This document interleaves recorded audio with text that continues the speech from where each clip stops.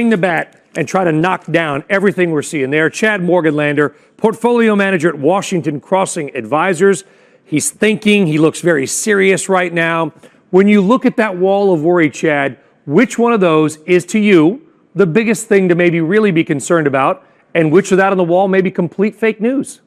Well, for me, it's the emerging markets as well as rising interest rates. My general concern about that is that when it comes to the emerging markets, about 65 to 70% of global growth over the last decade has come from the EM side, in particular China.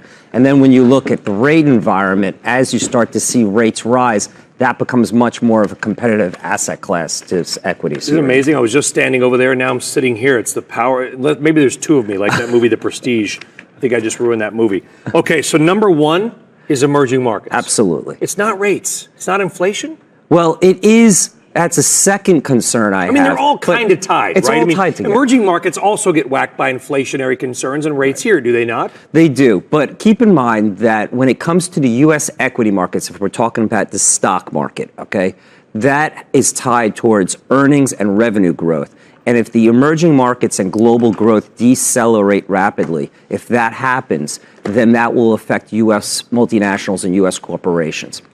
Which of those do you not worry about at all? We've got China trade war, midterm, maybe it's the midterm elections. Is that in your sort of sights when you do your analysis on the markets? Well, midterm elections, that's something that doesn't concern us because even if the Democrats get the House, we think that overall the U.S. economy is going to, at least over the next 12 months, be okay-ish with a 2.5% growth on GDP. Oil and gas, it's at a spot here where we don't think that will sap from U.S. consumption for consumers, nor will it derail the global growth environment. Really, it comes down to a couple of things here. The rate environment, as well as how fast the U.S. economy and the global economy will go higher or decelerate.